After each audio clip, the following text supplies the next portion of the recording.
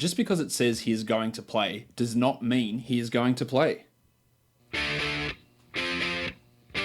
You are Locked On Fantasy Basketball, your daily fantasy basketball podcast, part of the Locked On Podcast Network. Your team every day.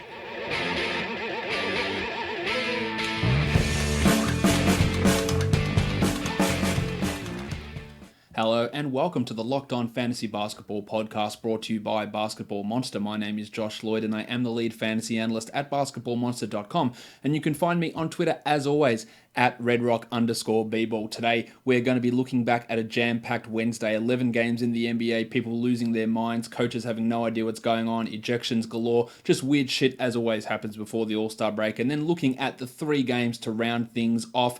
On Thursday, Michael Bolton. Let's get to it. A quick programming scheduling note. This will be the last podcast before the All-Star break, and the last I'm going to have next week off, and then back when the NBA kicks back off next Thursday. So no podcast for a couple of days. So thank you everyone again who has supported this show throughout this season and throughout the 6 seasons that this show has been running. Let's start this show where we always do with Monstrous line of the night. The monstrous line of the night. The monstrous line of the night for Wednesday goes to Giannis Antetokounmpo of the Milwaukee Bucks. Giannis was fantastic. And I think I talked about this maybe yesterday or the day before.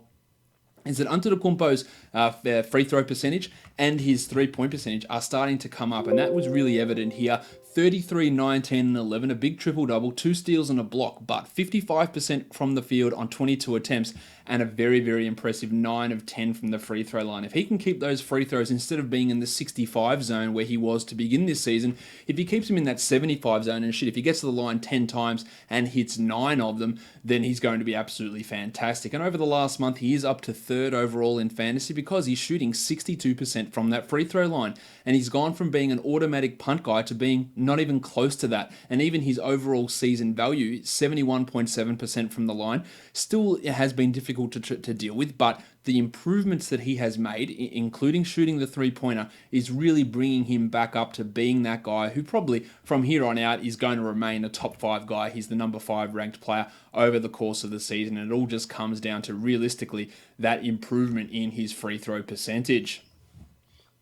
Waiver wire line of the night. The waiver wire line of the night goes to Mitchie Robinson of the New York Knicks. Finally, we got big minutes out of Robinson. Fizdale has been holding him back all season. Yes, in some games he gets fouls. In others, he doesn't, and his minutes still get limited. But here, we finally got the full Mitch Robinson experience. 14 and 13, 2 steals and 4 blocks.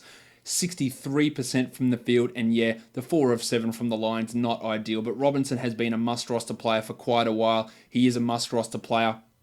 Again, now you do have to watch that free throw percentage, and the more he plays, the more attempts he's going to get. But over the last 2 weeks, he's a top 50 guy, and there's a real chance he could stay in that area. He's shooting 70% on the season, and maybe that starts to come down with a few more offensive touches. But this is a guy who could very, very comfortably be a double-double guy with 3 blocks for the rest of the season on 70% shooting, which would, of course, make him a must-roster guy, and surely at some point we're going to see him and you can call it tanking, you can call it whatever you want. I could make that legitimate argument that he is better than DeAndre Jordan at certain points, not consistently better, but it's not like, oh, well, Jordan's clearly better and we have to play him over him. When you consider development and youth and all those sort of things and tanking, Robinson's a better rim protector. He might be already a better defender than what DeAndre Jordan is, and that's important. So that argument could very clearly be made for Robinson to already be a better player at this stage as in their current career. Maybe that's going a little bit over the top, but I think that you could easily make that distinction that, well, Robinson actually helps us more at this stage for what he does. And again, if it was any other coach that wasn't named Fizdale or Bickerstaff, we would have, I guess, more consistency or more expected consistency out of his role. But he is a must-roster guy. I don't think anybody should be arguing that at this point. Needs to be on a roster in every 12-team league, and he is available in way too many of them, available in 61% of Yahoo leagues at the moment. The deep leaguer of the night is Jamal Crawford of the Phoenix Suns. Just too many minutes for Crawford here. 16 minutes, 17 points. That's strong. 6 assists, 2 steals, a block, 3 triples, 3 rebounds. Shot the ball really, really well. He still is a disaster when he's on the court defensively. He generally struggles on court as a player. Occasionally he'll have these blow-up games, but this is a situation where if you're giving 15 minutes to Ali Okobo, 2 minutes to Jawan Evans, and only 27 minutes to McCall Bridges while Crawford's playing 16, it's a little bit of misallocation of resources. When DeAnthony Melton and TJ Warren return, I don't want to see Crawford getting into any games at all. So while this is strong, he still is outside the top 300 for this season, and I imagine that the minutes are going to start to evaporate. And last game was a good start. He played 4 minutes and had 0 stats. Today, the minutes jumped back up, and he did, again, fair to him, he did play well. He hadn't scored a single bucket in the previous 3 games, so at least it was good for him to get back on the scoreboard. But he's had a couple of these interesting performances, but realistically, it's not going to mean anything moving forward, and that is way too much time devoted to me talking about Jamal Crawford. Young gun of the night. Yeah, Jarrett Allen is your young gun of the night. Allen in this triple overtime game of the Nets against the Cavs. He got a lot of minutes, 42 minutes, 10 and 12. So the 10 points is disappointing and 36% shooting is disappointing. 12 boards, 1 steal, 6 blocks, and even adding in 3 assists. Pretty hard to complain about that from old Jarrett. I do think that his upside, probably not this season, but his long-term upside is as a guy like Clint Capella. That's where he can get to a top 40, top 30 sort of a guy. It's all going to come down to when is Kenny Atkinson going to play him 30 minutes a night. And Atkinson does take a little bit of time to allow these guys to develop and to gain that trust in them. We're starting to see that with Allen at the moment, who over the last month is playing 29 minutes per game. And that once he gets to that 30, 31 minutes a game, which I think is going to come as early as next season, and it might even happen in March this year, Allen is going to be a pretty consistent top 50 fantasy guy, and we saw the buds of that appearing today. I tell a man's not hot. The dud of the night, Eric Bledsoe of the Milwaukee Bucks. You could have seen this one coming from miles away. 4 points in 21 minutes, 2 rebounds and 1 assist, and he was just shit in this game. It's as simple as that. He struggled a lot, 1 of 4 from the field. Point guards against Indiana do struggle, not to this degree. This is obviously taking it to a real extreme, but it just wasn't a good night from Bledsoe. He's one of those guys, and a player who had that title in previous years was Nick Batum, that after one game, people are like, oh, I'm dropping him. Got to get rid of him. He's terrible. And the bad games stick out more than the good games, and that might be worth looking at if you can acquire him as a buy low, because his previous 4 games, 22, 6, and 11 with 4 triples, 18, 3, and 5 with 4 triples, 19, 11, and 5 with 2 triples, 19, 1, and 2 with 3 triples and 2 steals, and shot 50% or better in all 4 of those games. So 4 massively strong games. And then he took a shit at center court in this one. So that does tend to stick with people. He's been really, really strong this season, despite some of the disappointments people have had. He is still, is barely outside the top 40 for the year. It's probably a little bit under where I'd hoped. He's only playing 29 minutes a game. I was hoping preseason that we'd get 30, 31, 32 minutes out of Bledsoe, but the Bucks have just been so good this season that it really hasn't been necessary for him and most of these players to play big chunks of minutes, which has brought down a lot of their fantasy value. But he still has been better than the overall sentiment of what he's of what people may assume him to have been this season, and that is a lot of people are disappointed. And there were a lot of people talking about dropping Bledsoe at points in this season, which was always unfounded.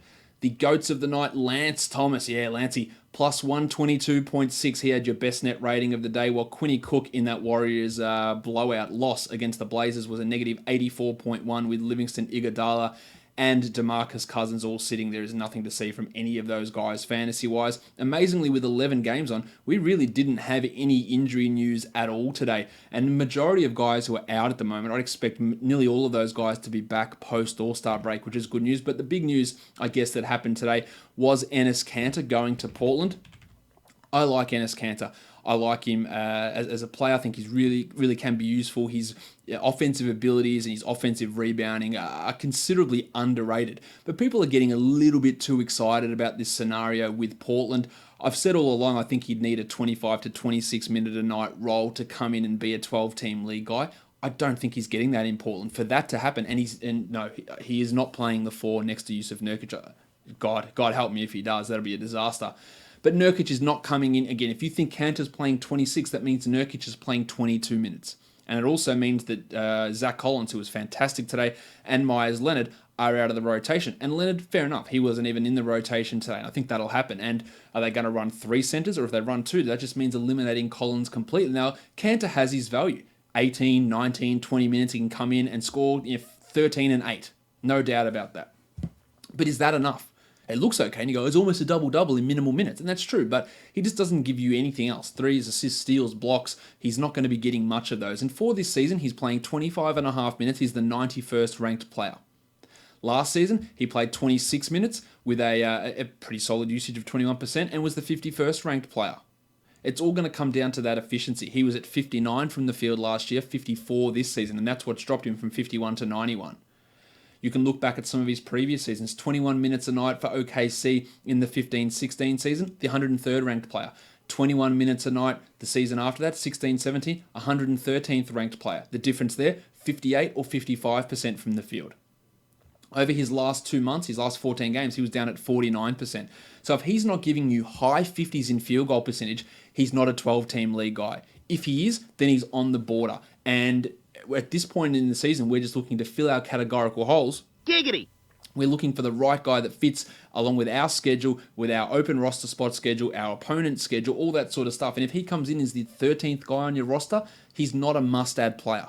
A must-add player to me is someone who you feel pretty comfortable in being a top 100 guy. I don't feel pretty confident in him being a top 100 guy. Again, in a lot of these cases, the player that gets dropped for someone else to add Cantor is likely going to be a more impactful fantasy guy than Cantor actually will. But he will have some big games, and I could be very wrong about this. But you've got to try and look at it logically. Will they cut Nurkic's minutes down to under 24 to give Cantor those 24 plus? And will he come in and be a 59% shooter, which is what he would need to be?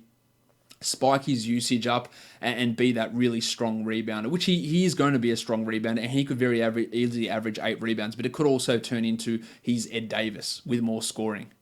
And I'm not sure that's a must roster scenario. So be really careful. If you want to go and add him and you want to take a flyer, that's all fine. I saw someone ask me today, hey, Derek White or Enes Kanter. To me, that's an absolute no-brainer Derek White situation. I'll have him every single day of the week.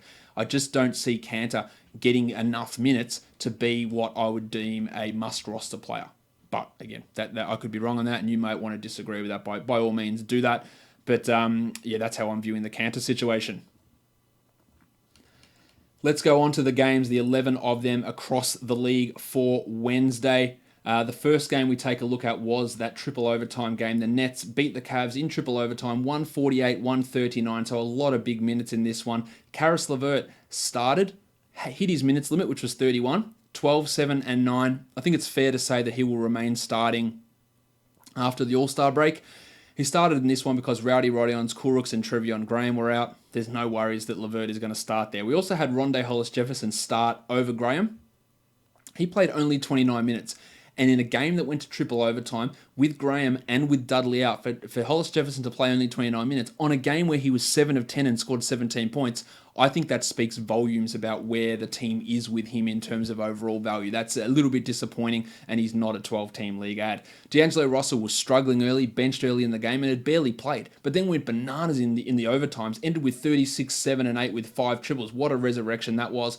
While Smoke and Joe Harris just doesn't miss. 25, 4, and 2, 4 triples on 75% shooting. He missed 1-3 all night. The Blue Swimmer, who'd been playing pretty well, this is back to what he actually is as a player, 14 and 7 with 2 triples. He's more of a 14-teamer or a stream three-pointer like a Patty Mills, a Bellinelli, a Bertans, a Landry Shamet, those sort of players. That's how I'm looking at Krabby. We also got Shabazz Napier playing 22, and Spencer Dinwiddie's going to be back pretty soon, and Napier's value is done. For the Cavs, big Jordy Clarkson almost nabbed a monstrous line of the night today. 48 minutes, 42, 8 and 5, 7 triples, a steal and a block. The Cavs need guards. He is going to play a lot of minutes. I believe he is a 12-team league guy. I would have him over someone like Dion Waiters, for example. If you're looking at waiver wire guys, he's a guy to add. Kevin Love, who was going to play, didn't end up playing. So we got some weird stuff in the front court. And of course, Larry Drew dicking us around again by taking Larry Nance out of the starting lineup. Now, Nance still played 33 minutes and fouled out, but it doesn't give me a good omen that when Thompson is back, likely after the All-Star break, What are they going to do to Nance there? Like, you should have kept him in that starting line because he'd been playing well and he still was pretty good. 8 and 14 with a block. The shooting wasn't quite there for Nance, just 3 of 12 from the field. And he's still a hold, but it's disappointing. The Padawan Colin Sexton, 45 minutes, 24 points. It looks good for a points league, for a category league. It's not that great. The free throws are disappointing, the no steals and blocks. But he is playing at a better rate at the moment, Sexo. So if you're looking at a bloke that you might want to grab in a 12-teamer, I think he is in that discussion now. We had 40 minutes for Matty Dellavedova if you want to know how this game was looking. While Marquise Chris also fouled out, but not before he played 28 minutes and had 23 and 7 with 3 triples and 2 steals. We know that Marquise Chris in 30 minutes a night is a clear top 100 guy. The problem we've had is he is not good enough to play 30 minutes a night. Now, this team's terrible. He was also on the Suns last season who were terrible, and he wasn't able to get that. And we've got to introduce both Thompson and Love back into that front court. So he's a name to watch. He's a deep league name to add. But with Nance, with Ante Zizic, with Chetty Osman, with Tristan Thompson, with Kevin Love, with all these names mixed in there, I just find it hard to see Chris getting minutes over those guys. But there's an opportunity for him, no doubt. Zizic had 6 and 6 in his 30 minutes, while Osman's first game back netted 13, 5 and 3 as he was limited. And Brandon Knight made another start. He is still on that minutes limit. Let's go on to the next game. We're looking at the Milwaukee Bucks and the Pacers. The Bucks win 106-97. Brookie Lopez had 3 blocks with 9 points and 3 steals. Disappointing field goal percentage. Not so for Malcolm Brogdon, who had 17 and 5 on 55%. One of the most efficient players in the NBA. And then not a lot else happening. Still no Nikola Mirotic for the Bucks. He's going to slide in and take those 23, or a chunk of those 23 Ersan Ilyasova minutes. Well, DJ Wilson looks like he might be on the outs there. He had taken over Ilyasova. But they're not. It's not happening that way at the moment. Ersan's getting the bulk of those minutes. For the Pacers, Miles Turner struggled with his shot, 4 of 13. Still had 2 blocks, 11.6 rebounds. Hard to disagree too much with that. While Sabonis got back on track, 14 and 9. Bojan was strong. Daz Collison was strong, 20 and 14 points respectively. Both of those guys are really benefiting from the absence of Victor Oladipo, while Wes Matthews played 31 minutes in his second game as a member of the Pacers and did nothing. This is just New York Wes Matthews. It's Dallas Wes Matthews. He is a 14-team league guy at best, in my opinion, while his arrival has absolutely killed any value that Corey Joseph might have had. Joseph played only the 20 minutes in this game, and last game it was pretty bleak for him as well. The Detroit Pistons and the Boston Celtics. The Celtics win 118-110. Drummond was big, 21 and 17 with 4 steals, while Blakey Griffin had 32, 8 and 5. Strong games from those ones. But the big change here is Dwayne Casey finally woke up. Luke Kennard, the Duck, into the starting lineup and played 36 minutes. He's a relatively safe type of player. His upside is relatively limited, but 11, 3 and 5 is good enough. And in a 12-team format, I would at least consider looking at him. He's more of a 14-team, but he's available in 95% of leagues, the Duck. So that means in your 16s and your 14s, he's probably available. We also saw the Duke, Wayne Ellington, play starters minutes, 33 of them, and I wouldn't be stunned if next game, and this is something we were talking about, I think when I did the Pistons preview with Matt Schock earlier in the season, we talked about the Pistons. Hey, let's just get a whole bunch of shooters around Blake. And yeah, the lineups they had early in the season weren't there. But now, having Kennard and having Ellington alongside Jackson, who's playing well, and Drummond and Griffin, it makes more sense as a starting lineup. So Ellington moves into that category like Shamet, like Reggie Bullock, like not Wayne Ellington, because he's Wayne Ellington, like Marco Bellinelli, as a nice 3-point streamer who you might have at the end of your bench for a playoff matchup, but far from a must-roster guy. But I think he is going to take those minutes away from the Shark. Baby shark, Brucey Brown. Also, shout out to Langston Galloway, one of the worst players in the NBA. He was starting for God. I don't know why Dwayne Casey likes this bloke. 12 minutes, 0 points. He had a 12 trillion, in fact, an absolutely disgusting performance, and he shouldn't be in the rotation. For the Celtics, there was no Terry Rozier, there was no Kyrie Irving, so we had Gordon Hayward start, and he looked good. 18, 5 and 8. Again, the caveat, no Irving, and he has really thrived without Irving, and when Irving comes back, he goes back into his shell. But there are going to be very few guys on your wire with top 50 upside, non-Mitchell Robinson division. So Hayward, it's worth a flyer just to see, hey, has he figured it back out? Is he feeling more comfortable? Yes, it's taken 4 months, but we're not going to know really until Kyrie is back. Smart bounced back, 16, 3 and 5, while Horford had 17, 14 and 8, and Jason Tatum 19, 4 and 4. Strong from him. And Jaylen Brown also saw his value jump up, 17 and 7 in 30 minutes with both Irving and Rozier sidelined, but we know that his value is not going to be a 12-team one as the season goes on. Let's go on to the next game. We're looking at the Washington Wizards and the Toronto Raptors. The Raptors win 129-120.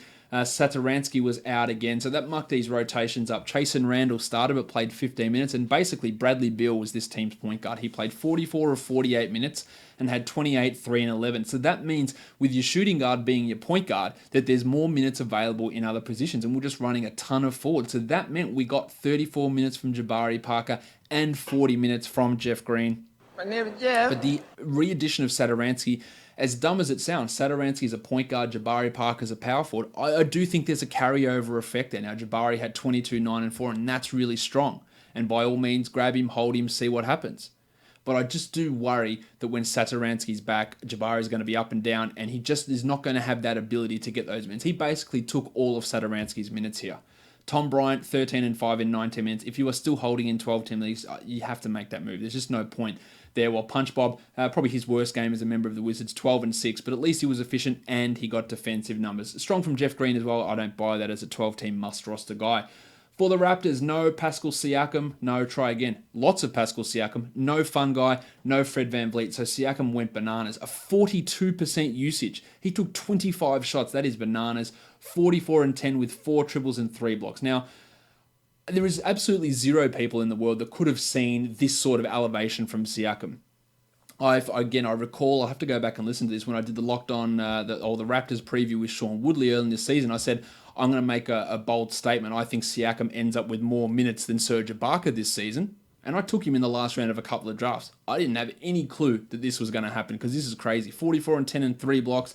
Efficiency through the roof. He got to the line 12 times, and when Kawhi's out, his numbers go absolutely crazy. Really, we saw Oladipo's improvement last season. It was astonishing. This is as astonishing, if not more astonishing to me with Siakam. Just unbelievable stuff that was honestly unpredictable. You couldn't see this leap coming. Lowry, 14, 4, and 13. Strong enough from him, while my mate, the Jedi, OG Anunoby. Hello there. This is why I like him. 22 points, 5 rebounds, 4 triples, a steal. A couple of weeks back I said, I think his season's really been derailed by the death of his father, and I'd be looking to buy low in Dynasty. Of course, buying low after this performance is impossible, but I still really like what Anunoby's going to do. And if Kawhi does leave, which that sentiment seems to be growing that he's headed to the Clippers, then Siakam and Anunoby, they could be a real devastating 3-4 combination for this team. Marc Gasol. Oh, hi, Mark. Yeah, 19 minutes, 7 and 7, 2 steals and 2 blocks. At least the defense was there. But again, all I keep hearing from the Raptors guys is he is going to start very soon. You're not dropping him at this point. It's maybe a real buy low opportunity for old Marky. And that's what I'd be trying to do, like sending a real low ranked player. Because if someone looks at it and goes, 19 minutes, he's the backup. Is this going to be what's happening? No, I don't think it will be. But you might be able to get a bargain. Well, Ibaka had 10 and 13 with 2 blocks. He's one to really watch as we move forward as well. Normie Powell started for the fun guy. He had 11 points in 31 minutes with Fred VanVleet also solid. I probably should touch on Jeremy Lin's Raptors debut. 8, 5, and 5, a steal, a block, 25 minutes. I think 22 minutes is more realistic when VanVleet's back, but he's out for the next 5 weeks. So Lin can be a very interesting 14-team, like he is a definite 14-team league guy. I think he's a nice back-end 12-team league player. He gets 27 a night, and he can be that 12-team guy. We've seen that before from him in Charlotte, and a massive role has opened up for him in Toronto. The Sixers beat the Knicks pretty comfortably, 126-111. General Soreness only scored 13 points. He had a usage of 10%. But still was the best fantasy player on this team because he had 7 rebounds, 8 assists, 3 steals, and 2 blocks. He's transitioning into a lower usage role, while Toby Harris, it's so hard to judge what Harris is doing because he scored 25 points, but it was on 64% shooting. The last game he struggled was on like 20% shooting. He's had like massively high and massively low numbers. Hard to get a full calibration on what he's doing when he's just going to be average. Embiid had 26 and 14, Simmons 18, 4 and 7, while Boban, probably his best game as a member of the Sixers, 10 and 8 in 14 minutes. I still think that Jonah Bolden provides more than what Boban does in the majority of matchups, but Brett Brown is convinced that he needs Boban out there every single night. This was also the night that Furkan Korkmaz missed out on the wing tournament with John Simmons and Jim Ennis getting those minutes. They're literally going to play 2 out of every 3 games, these guys, until Brown works it out. For the Knicks, seriously, Fizdale, mate, what are you doing? Like, it's just consistent inconsistency from this bloke. Josh, they're tanking. Josh, their team shit. Yes, I know. But even the things he does are not, they're not consistent with a team trying to develop young players. Alonso Trier, he is better than Luka Doncic, but his minutes had been trending down to about 12 minutes a game, and then out of nowhere, 27. Cool. 19, 4 and 4 with 3 triples. Damian Dotson had started all these previous games. They moved him off the bench so they could start 3 power forwards alongside Dennis Smith Jr. And then he played more minutes than he played when he was starting, 16, 2 and 3. And he started the second half over Mario Hezonja, who played 6 minutes and didn't play at all in the second half. There's no consistency with anyone getting to play with guys and work things out and make any sort of decision. And you could easily make that decision and say, you know what? Hezonja's not in the long-term future of this team. He's not that good. We won't play him. I have no problem with that. No worries at all. They should have started him from the start of the season. But this is nothing. Not only does it, I don't care about, I'm not here going, oh, poor Mario, he's not getting minutes. Oh, that's unfair to him. Oh, I've got him on my fantasy team. I don't give a shit about that stuff. That's not what I'm talking about. It's about the development of everybody on this team. Dennis Smith had 13 points in 25 minutes. Lance Thomas, his 15 minutes when necessary. While Luke Cornett, again, out of nowhere, and he had a terrible game, played 28 minutes. He shot 2 of 11 for 7 and 6. If anyone can work it out, please let me know. The Fort, Kevin Knox, 19 minutes. He got into foul trouble. Tall Colin Sexton really struggled. He had 9 points with no other numbers. I have very, very limited faith for him long term. And DeAndre Jordan, he's not a drop, but he's as close to a drop at this point as we can get, I believe. The Memphis Grizzlies got blown out by the Bulls. That's the next game we're going to talk about because I'm going out of order here. Let's talk Minnesota Timberwolves and Houston Rockets. The Wolves are 121 victors, 111. That was poorly phrased. The Wolves won 121 to 111. Jimmy Harden 42, 5 and 6 and only got to the line 4 times. Took 34 field goal attempts. That is an astonishingly large number. The numbers are still there, but it's crazy just seeing that many attempts. Eric Gordon had 13, 3 and 6, while Chris Paul had 16, 5 and 8. Now, the efficiency wasn't there for Paul. It might be a bit of a sell high to see him play 35 minutes just with those injury risks coming. And Ken Fareed, I'll continue to say this, if you can get any sort of top 100 guy back for Fareed over this All-Star break, I would do it. Clint Capella is likely back first game after the All-Star break, and I could be wrong. I'm wrong on many things many times. But I cannot see a 24-24 split between Capella and Fareed, and even in 24 minutes, Fareed wouldn't be a must-roster player. I can't see Capella coming in and playing 32 and Fareed playing 30, and as people have suggested, he'll come in and take those minutes from PJ Tucker and be their starting power forward. I see no way that's going to happen. I see Capella coming in, and maybe he doesn't play his 35 a night, he plays 32, and then Fareed plays 16, and then his value in 12-team leagues gets deflated immediately. So I'd be looking to trade him if I could immediately. For the Wolves, Jeff Teague. My name is Jeff.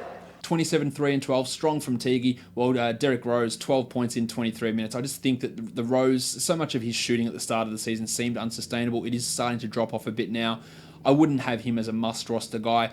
The Dario Saric worry that I had in terms of getting the minutes, it sort of came true here. Only the 24 minutes, but still had 15 and 8. Now, he shot 67%, so that's unrealistic, but that minutes is what worries me. 22 minutes for Taj Gibson. We had 12 Anthony Tolliver minutes, and weirdly, only 2 Gorgie Jeng minutes, and that's what I wanted to see. What happens with Saric's playing time when Towns doesn't get in foul trouble? Well, Towns didn't get in foul trouble. He played 34, and Saric got 24. So he's still a hold at this point, but if it's a 24-a-night scenario, or a 26-a-night scenario, he's not going to be that must-roster guy. Luol Deng played pretty well in another start, 36 minutes, 13, 8 and 4, but of course, Wigo will be back after the break after suffering an illness these last 2 games. Next up, the Miami Heat and the Dallas Mavericks. No, I'm going out of order again. Let's go back. The Memphis Grizzlies, the one I should have talked about before, and the Chicago Bulls. The Bulls, 122, 110. Let's talk Memphis. Let's talk JB Bickerstaff, who is a dreadful, dreadful head coach. Jonas Valanciunas, I thought, man, it's a great opportunity for him. He should come in and start, and if he gets to 30 minutes, he is Nikola Vucevic. He can be that top 20, top 30 sort of a guy. I thought about that. No, we're going to bring Ivan Rabb. We're going to start Ivan Rabb because he's been working hard. Cool. Dumbest decision you could make to start a guy based on someone who grunts when they go for the ball. Oh, what an effort. Let's start Rabb. Like, there's no basketball sense in that. But whatever, you're going to start Rabb. That's cool. We want to ease Jonas back, back-to-backs. It'll be tough for him coming back. We won't play him on those ones. Cool. And then he plays Jonas Valanciunas on a back-to-back. And let's stick with Valanciunas here. We're going to limit him to about 20 minutes. He played him 16 minutes in the first half and then 6 minutes in the second half. Like, what is going on with these rotations? He was still great, 12, 7, and 5. He's a clear must-roster guy, and he's going to be a 30-minute-a-game guy real soon, and he should be starting. In fact, he started the second half because Ivan Rab, the starter for the foreseeable future, played 9 minutes without getting any fouls. And he did get some fouls, but he played the first 3 minutes of this game with no fouls and then got pulled. I think that we added Rab because we thought, let's run a 3-man front court rotation. Jaren Jackson Jr., the future. Jonas Valanciunas, a really solid youngish player to bridge the gap. And Rab, another young guy, let's see what he can do. Nah, let's play busted-ass Joakim Noah 25 minutes and play Rab only 9. Noah played 20 minutes here and had 8, 3, and 3. And I think the Rab experiment is cooked. My man, Delon Wright, 12, 2, and 5, 2 steals, a block, and 2 triples. He is better than Justin Holiday. He's better than Avery Bradley. And that's a good enough value where you should be holding him in 12-team leagues. They should be giving him 30 minutes a night, but it's Bickerstaff, so who knows. But to give credit to JB, he only played 22 minutes to Justin Holiday here, and Avery Bradley played 29. Now, Bradley played okay, 15 points, and shot well, 58%. It's not the 70 that he did last time. It's not the huge 25 shot attempts that he took, or 23, whatever it was last game. That's still a decent enough line. I don't buy it. I don't buy the shooting. Therefore, if he shot at his usual rate, that's like a 10-point game with 5 assists. I still don't see him as a 12-team league guy. Bruno Caboclo signed his multi-year deal, and so, of course, his minutes went down. Only 10 minutes there, so he could give 10 minutes to Tyler Dorsey. Bruno's still that deeper league guy, but I thought he's shown enough flashes here. Well, Justin Holiday, you can piss him off in 12-teamers and probably 14-teamers, while Conley struggled. He was poor here. 12 points, 5 assists in 26 minutes, and he's clearly looking for that break. On to the Bulls. Otto Porter looks great. This is something we'd hope for Porter in Washington to take on a big usage jump while keeping his efficiency. He's doing it in Chicago, and this is crazy. 30% usage, 80% shooting. That's not going to stick, but a career high, 37 and 10. He looks really, really strong, and hopefully you guys, and I detailed this without knowing a trade was coming, but talking about, I think that he's a buy low, I think he's a hold, because so much makes no sense with these shooting percentages. They're coming back, and they are really reversing course in a big way, and you are reaping those benefits. Lowry Markkanen, 21, 10, and 6, strong from Lowry again. Robin Lopez, that's 2 games in a row with 30-plus minutes, 25 and 5 in 32 minutes with 2 blocks. I don't think he's getting bought out. I think that he is a decent enough 16-team ad. I wouldn't go as far as 12-teamers. This is a big performance, and 27 usage should never, ever, ever be happening. But I guess it helps that Chris Dunn was out. Levine, 15, 6, and 7, while Ryan Archer-Jacquino had 2, 6, and 11 in the starting role with Dunn gone. I think we get Chandler Hutchison back pretty soon after the break, and Chris Dunn should be there as well. Let's go on to the next game. We do have now the Miami Heat and the Dallas Mavericks. The Heat win 112-101. Dwayne Wade was really, really happy about Luka Doncic in this game and talked him up in a huge way. Let's talk more about Heat guys here first. Dion Waiters, 20 points on 54% shooting, 3 triples and a steal. He's great for points leagues. He's probably a 12-team points league guy. I still don't think he's a 12-team categories league guy, but he's a flyer type of a player that if you've got a Justin Holiday, if you've got an Ivan Rabb, you drop him in and you grab Waiters and you see where it goes, because he looks like he's going to start for the foreseeable future, although the iron shoulder Goran Dragic could be back as early as the next game. Winslow had 11, 11, and 6 with 2 steals. I worry that his value is already pretty shit at the moment, but I think it could drop way out of 12-team contention. While Hassan Whiteside, I think this is buy low time for Whiteside. 2 stinkers in a row, 6 and 8 in 22 minutes. Throw your worst player at whoever's got him and try and get that acquisition. Olynyk and James Johnson continue to muddle each other's value, while Joshie Richardson had 14, 3, and 6. On to the Mavericks. They made a change to their starting lineup. Salah Mejri, who they started and then waived and then re-signed, and they started again, but played him only 8 minutes. I don't know why, but they did. 2 points in those 8 minutes, but it didn't really change anyone's playing time apart from the burner, Jalen Brunson, who only played 23 minutes and had 6, 4, and 4. But those 4 assists is the only value he brings, so he still brought it in that area. We saw Trey Burke lose a shit ton as well. Only 6 minutes for Berkey. Dwight Powell got his 26. It wasn't a good night. Maxi Kleber got 25, and it was a good night. 11 and 4. They're both on the fringes. If you want generally field goal percentage with steals and some blocks, Powell's your guy. If you want some threes and blocks with high free throw percentage, Kleber's your guy. It's never easy. Who do I take, Kleber or Powell? Well, it depends on what your team looks like. Timmy Hardaway bounced back. He had 20, while Doncic had 18, 12, and 9 in his 28 minutes in that Mavericks rotation. It's going to be frustrating for the majority of the season. Throw that in with the Knicks and the Cavs. The Kings and the Nuggets. The Nuggets win 120-118. Cauley Stein, I've been saying for a while that I do think that he is going to become a drop guy. Now, he only played 22 minutes here. Foul trouble was an issue, but his value was rescued by 5 steals. In the last couple of games, his value has looked strong because he's getting these weird defensive bushels of stats. He had 5 blocks in one game, 3 blocks in another game, and now 5 steals. They're not realistic. And then without that, it looks absolutely dreadful as a line. So he's a guy to watch, but I think it's trending in the wrong direction. The pencil Harrison Barnes had 19 and 11 in 41 minutes. That's important to note, while Bogdan Bogdanovic only 27 minutes for the second consecutive game. Still played well, but those lower minutes are a bit confusing, while BLEDSOE had 13 points, 3 triples, 3 assists, and a steal. I feel the Marvin Bagley minutes are going to frustrate the shit out of us. 23 minutes only, 11 and 3, with more of those minutes going to BLEDSOE and Barnes taking 41 minutes and playing some at power forward. And Giles has also lost out to the arrival of Barnes too. Not that he was really challenging 12-team value, but Bagley was. I'd still hold, but it is looking like it's going to be a bit of a roller coaster. For the Nuggets, Paul Millsap back in the starting lineup and had probably his best game of the season. 25 and 13 with 2 steals and a block. This is prime Atlanta Paul Millsap. I think that if you want to grab him in 12-teamers, by all means, but this is clearly the upper level. And we also are probably burying the lead here. Isaiah Thomas made his return to the court. He played 13 minutes. He had 8 points with 2 triples and 2 assists. I've had a lot of people say, is he a must-add guy? And I think that is absolutely not the case. He would need, again, 27 minutes or so. He's coming off an injury where he hasn't played in 12 months, and he's on a team where the guards, Jamal Murray, Gary Harris, Monty Morris, Malik Beasley, are all playing bloody well. And he's not going to come in, demand 35% usage and play 32 minutes a night. It's just not going to happen. So I think he can be an interesting points streamer, maybe for 14 or 16 teamers, but that's really about it. Farton, Will Barton, it's not good for him at the moment. 13-3 and 2, I really worry, much like Cauley Stein about him. I think that he is going to be a droppable guy soon. While Juancho Hernan-Gomez was out of the rotation, Trey Lyles played only 7 and Torrey Craig played 13. They're going to be the 3 big losers from the return of Gaz Harris and the addition of Isaiah Thomas. Plumlee went to the bench, so his value is done. While Malik Beasley, man, what a story he's been. 21 points, nothing else, of course, but 21 points, 18 shots. A really interesting points league sort of a guy, but Harris's return, which will happen after the break, will impact him. Jokic had another just stupid triple-double, 20, 18, and 11. The poor shooting is a real bother there, but otherwise hard to complain too much about old Jokic there. Next up, it was the Suns and the Clippers. Just a massive blowout. The Suns, they're dreadful. The Clippers, 134-107. Oubre bounced back, 28 points with 3 triples. An uncharacteristically good shooting night from Oubs. No defensive numbers, which he'd been really providing in a nice way. He's rostered in 69% of leagues. Giggity! He probably should be rostered in more. He's a 12-teamer. Booker struggled in a big way. 10 points on 10 shots, while Ayton had 20 and 8. While Rashawn Holmes is struggling in a big way. The 2 blocks were nice, but couldn't hit anything.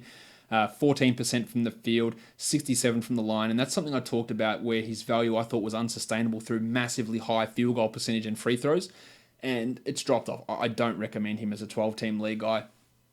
Turns out Tyler Johnson's not good. Who knew? 27 minutes, 3, 5, and 4. If you added him, you can move on. While McCall Bridges had a stinker, 5 and 3 with a steal. They're going to reintroduce Warren and Melton after the break, so it'll be interesting to see where those minutes go. Bridges has been okay as a 12-teamer. So has Josh Jackson, but he was shitful here. 8 points in 15 minutes as the ghost of Marquise Chris inhabited his body, and he fouled out in those 15 minutes.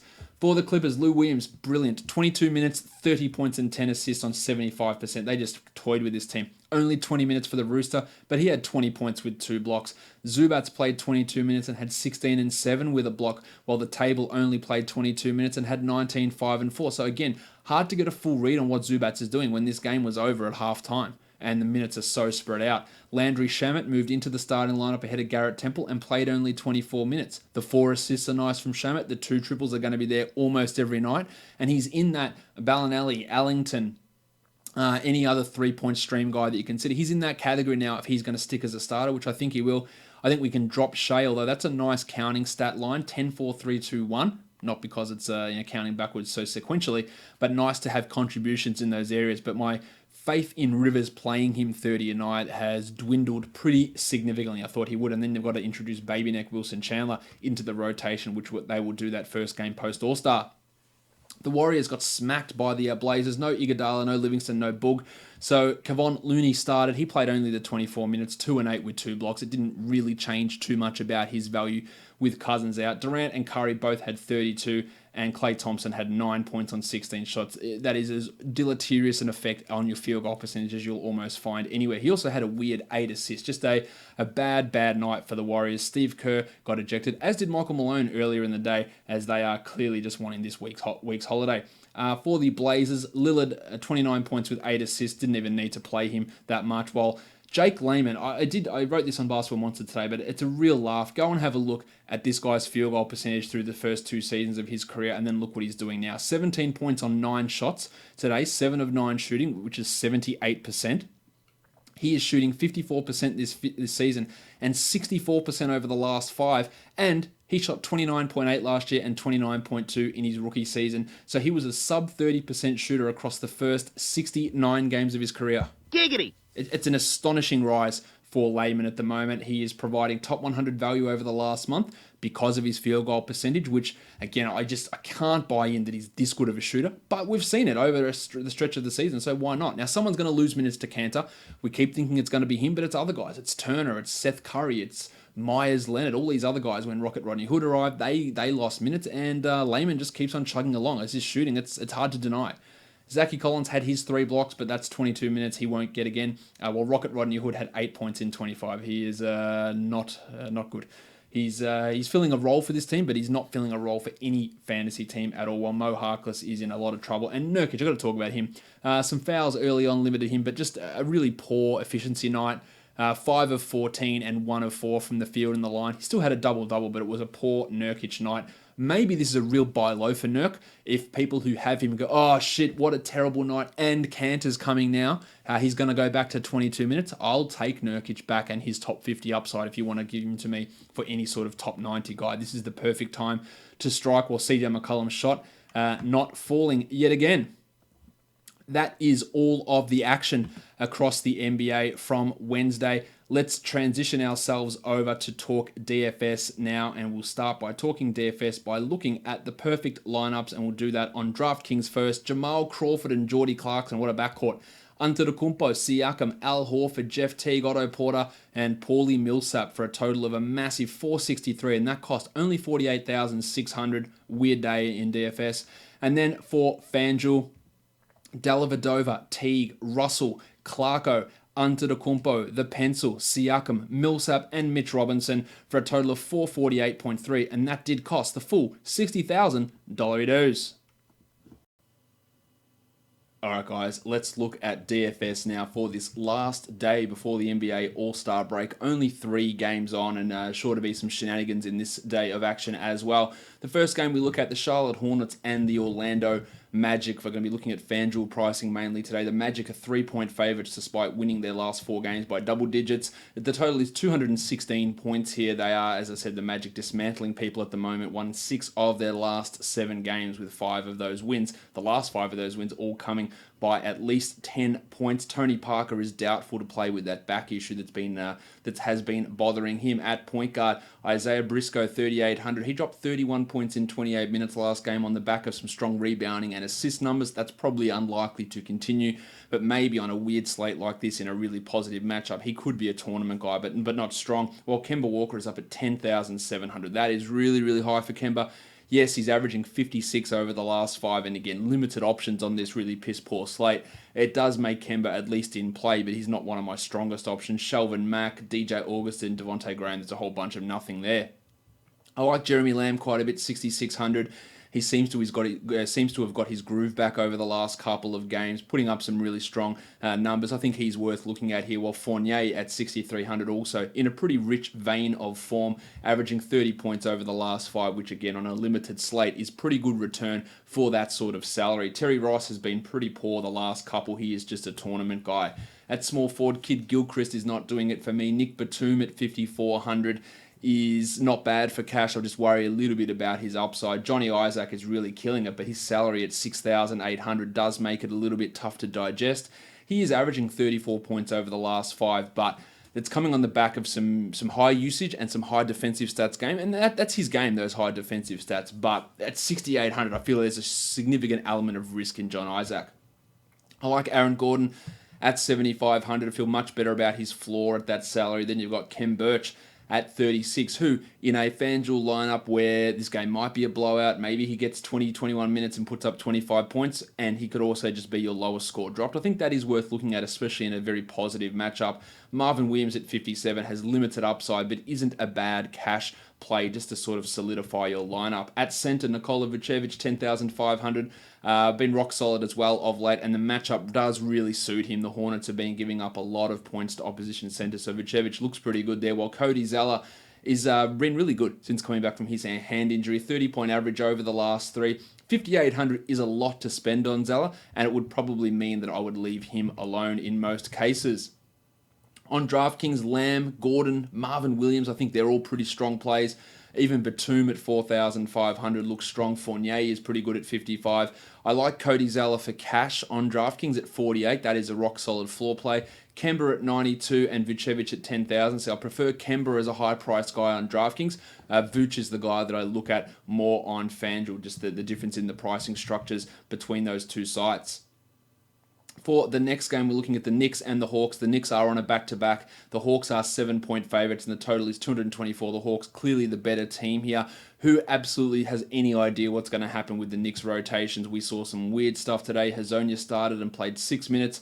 They started with 3 power forwards in their starting lineup and no shooting guard. Then Damian Dotson played over 30 minutes, more than he'd been getting as a starter. We had Hazonia play 6 minutes. Mitchell Robinson approached 30 minutes. There's just no consistency in anything that the Knicks do, but you're all aware of that by now.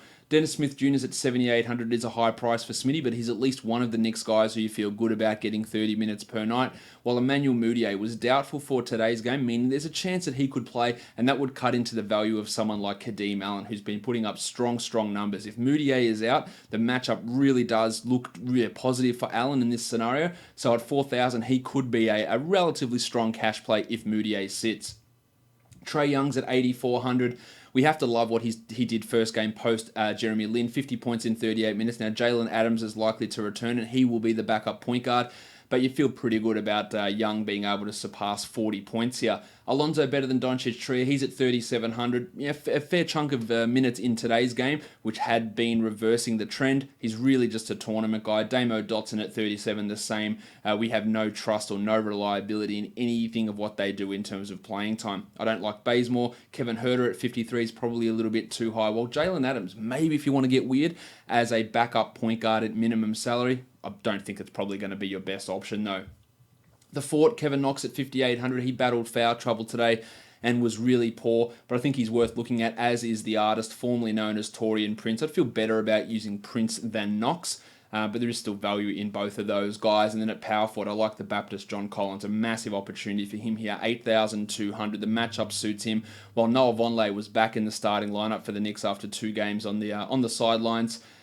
He barely played, and I have no interest in utilising him. At centre, The Undertaker, Dwayne Dedmon's at 5,500, has been a little bit under that level, so I'd probably fade him off, while Mitchie Robinson's at 5,400, a real breakout from him of late. I think that is a real lock cash guy. I really like what he's doing. I'm fading the shit out of DeAndre Jordan.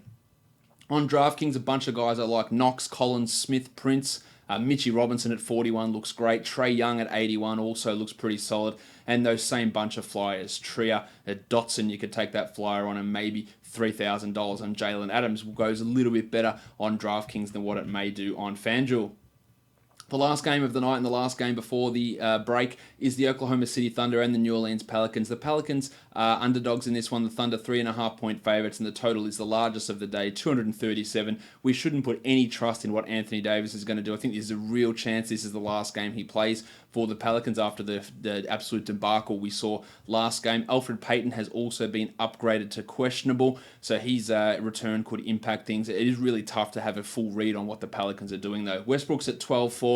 And again, limited options on this slate. He is in play, but that is a lot to try and fit some other players around. Elfrid Payton and Frank Jackson, I don't think we look at. Deontay Burton with Jeremy Grant and Dennis Schroeder out. He put up 27 last game in 26 minutes, and at 3,700, I think you have to consider him at least a GPP option. Terry Ferguson, not really too much there for me. Kenrick Williams was terrible last game. He's at 6,000. I think that's a little bit too high of a salary. Each one more, not for me. While Paul George at 12.5, we love what Georgie's doing, averaging 60 over the last 5, and he should be a relatively safe cash play. At power forward, Randall's at 7,300. I think that's too high given the uncertainty of his playing time. And Anthony Davis, I will have nothing to do with him at 11,500. He could come out and play 40 minutes, but you cannot look at him as a cash guy really under any circumstance. Steve Adams at 7,000, I'm in on that. Jolly Okafor at 54. There's a real risk associated with Okafor, but I think he's got 40-point upside. He's also got 10-point floor, making him a GPP guy. And I do think there is a chance that he starts again and plays more minutes than Davis here. As for Nerlens at 3,500, I don't think that he is really going to get it done for us.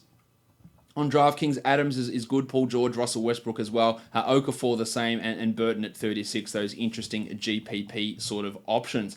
And that is your 3-game slate for Thursday. Some studs and values. On DraftKings, Trae Young is my stud, and my value is Jeremy Lamb. On FanDuel, my stud is Johnny Collins, and my value play is Steve Adams.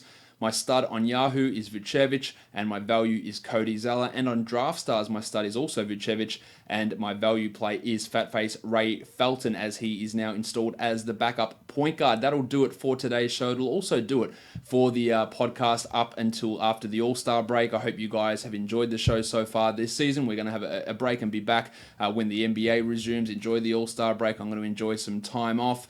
Don't forget to follow me on Twitter at redrock_bball, and go and subscribe to this podcast, Apple Podcasts, Google Play, TuneIn, Stitcher, Spotify, or on YouTube. Go and subscribe, hit that thumbs up, leave a comment. Guys, we are done here. Thank you so much for listening, everyone. See ya.